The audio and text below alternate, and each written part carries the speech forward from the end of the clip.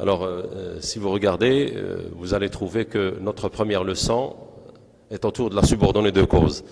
Essayons de faire un petit rappel avant de passer aux exercices. Alors, la proposition subordonnée circonstancielle de cause indique la raison pour laquelle l'action est accomplie.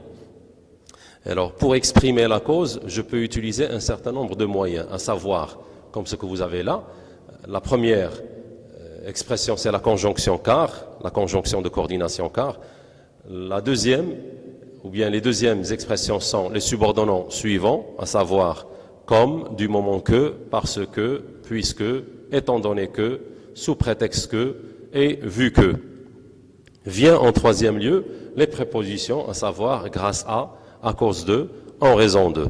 Alors, ces expressions que nous venons de voir, on va essayer bien sûr de les appliquer dans l'exercice suivant.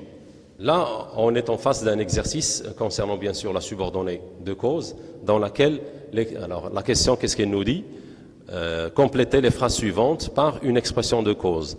Alors, si vous regardez bien la question, vous allez trouver que le mot expression, alors, qui veut dire que, à vous de savoir quelle est l'expression ou bien le moyen convenable que vous devez utiliser dans chaque phrase. Oui, alors on passe maintenant à notre exercice. Alors, je vais vous lire bien sûr les phrases. Alors, phrase 1, l'orage, je ne peux pas dormir. Deuxième phrase, aux médicaments, je vais beaucoup mieux. Troisième phrase, ils sont arrivés en retard, il y a eu un accident. Phrase suivante, je viens demain, il reste du travail à finir. Phrase suivante, tu es arrivé tôt, tu vas pouvoir nous aider. Ils ont froid, une panne de chauffage. Ils ont réussi leur imagination. Il fait beau, on peut manger dehors. Tu ne travailles pas aujourd'hui, tu es malade. Il ne travaille pas aujourd'hui, sa maladie. Pourquoi tu n'es pas venu? J'avais mal à la tête. Et enfin, pourquoi tu n'es pas venu? C'est la grève. Et bonne chance. Alors maintenant, on va passer maintenant à notre deuxième subordonnée, à savoir la subordonnée de but. La même chose, on va faire un petit rappel de cette subordonnée. Alors qu'est-ce que c'est que la subordonnée de but?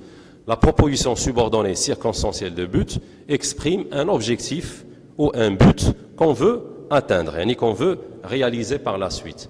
Là, vous avez un exemple devant nous. J'ai prêté mon cahier à Karim pour qu'il recopie les leçons. Alors, si vous regardez bien cette phrase, vous allez trouver que la deuxième partie est en rouge. Et juste en bas, vous avez, c'est une subordonnée de but. Alors, un petit rappel.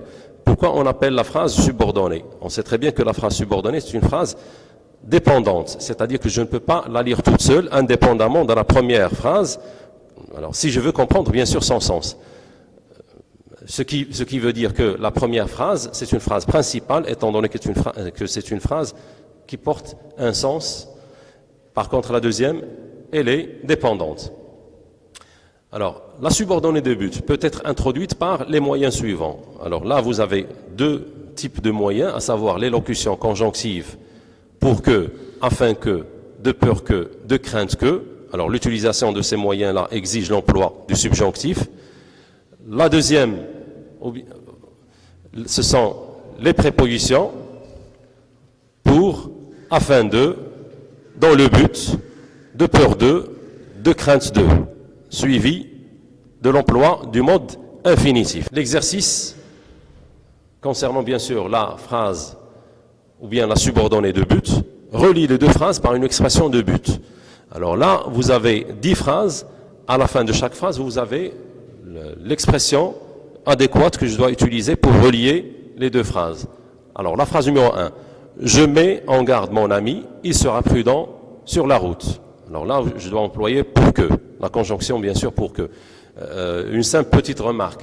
Vous savez très bien que la conjonction pour que, ainsi que afin que, exige, bien sûr, la présence de deux phrases avec deux sujets qui sont différents. Alors, par exemple, la phrase numéro 1, vous avez « Je mets en garde mon ami », le sujet de la première phrase, c'est le « je ». Par contre, la deuxième partie, « il sera prudent sur la route ». Le sujet que vous avez de cette phrase, c'est « il », ce qui dit que ce sont deux sujets différents. La phrase numéro 2, cet élève prépare minutieusement son projet, son professeur sera fier de lui, alors employé afin que. L'enfant s'est caché sous le lit, sa mère ne le trouvera pas, de peur que. Il distribue des cadeaux, tout le monde est heureux, pour que. Je crie très fort, Rachid m'entend, afin que. Je vais au marché, je veux acheter des légumes, pour. Je travaille beaucoup, je veux réussir, de peur de. 8. La mère a tout fait, son fils est heureux, l'emploi de afin que. 9. Nous avons épargné de l'argent, un centre des langues sera construit, alors pour plus infinitif. Et enfin la dernière phrase, les invités regagnent très tôt à la maison, ils ont peur d'être retardés par la tempête de neige, l'emploi de peur de. Et bonne chance.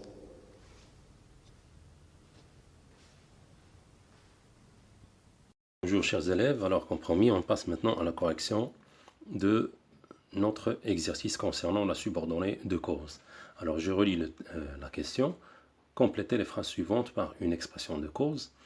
Alors, pour ce qui est de la première phrase, vous avez bien sûr l'expression convenable, c'est à cause de ou bien en raison de, étant donné que vous avez le mot ou bien le nom plutôt l'orage. D'accord? Alors, ici, l'expression adéquate ici, c'est soit à cause de ou bien en raison de l'orage, je ne peux pas dormir. Ici, il s'agit bien sûr de l'orage comme étant une cause négative. C'est pour cela que je dois utiliser la préposition de cause à cause de ou bien en raison de. Passons maintenant à la deuxième phrase. Là, vous avez une cause aussi qui nécessite l'emploi d'une préposition, seulement cette fois, la préposition convenable, ça sera grâce à, d'accord? Pourquoi? Parce qu'elle indique une cause positive. Ici, le mot médicament est un nom qui est au pluriel, alors là, je suis obligé, d'accord, d'utiliser la préposition au pluriel et j'aurai, grâce au médicament, je vais beaucoup mieux. La troisième phrase, ils sont arrivés en retard. Ici, vous utilisez un subordonnant, d'accord, parmi ceux que nous avons vus au cours de notre leçon. Alors ici, je peux utiliser parce que, comme vous pouvez choisir n'importe quel subordonnant. Alors, ils sont arrivés en retard parce qu'il y a eu un accident. Phrase suivante, je viens demain, vu qu'il reste. Alors là, vous choisissez n'importe quel subordonnant vous voulez. Alors, je peux remplacer vu que par parce que, étant donné que, d'accord. Alors, je viens demain, vu qu'il reste du travail à finir. Passons maintenant à la phrase suivante. Alors ici, je travaille avec soit, comme ou bien puisque. Je ne peux pas utiliser le subordonnant parce que. D'accord? Parce que, si vous voulez, ce subordonnant-là, à savoir parce que, nécessite l'emploi au milieu, bien sûr, entre les deux propositions, principale, subordonnée. Mais là, étant donné que vous devez utiliser un subordonnant au début de la phrase, alors les subordonnants adéquats, c'est soit comme, soit puisque. Et je dirais, comme tu es arrivé tôt, ou bien puisque tu es arrivé tôt, je continue ma phrase. Phrase suivante, ils ont froid à cause d'une panne. Alors là, je reviens à l'utilisation d'une préposition. Ils ont froid à cause d'une panne de chauffage. Phrase suivante, ils ont réussi grâce à leur imagination, du moment que vous avez une cause positive. Je reviens pour utiliser, si vous voulez, l'expression comme ou bien puisque, étant donné que cela nécessite leur emploi au début. Alors, comme ou bien puisqu'il fait beau, on peut manger dehors. Phrase suivante, tu ne travailles pas aujourd'hui étant donné que tu es malade, parce que tu es malade, vu que tu es malade. D'accord? Phrase suivante, il ne travaille pas aujourd'hui en raison de sa maladie. Alors là, l'utilisation de la préposition, parce qu'elle est suivie d'un nom. Phrase suivante, pourquoi tu n'es pas venu? Alors là, c'est parce que j'avais mal à la tête. Parce que là, vous devez répondre. D'accord? Je dois répondre par une cause. D'accord? Alors là, j'explique. C'est parce que j'avais mal à la tête que je ne suis pas venu. Dernière phrase, pourquoi tu n'es pas venu? C'est à cause de la grève, étant donné que vous avez le mot grève, un nom.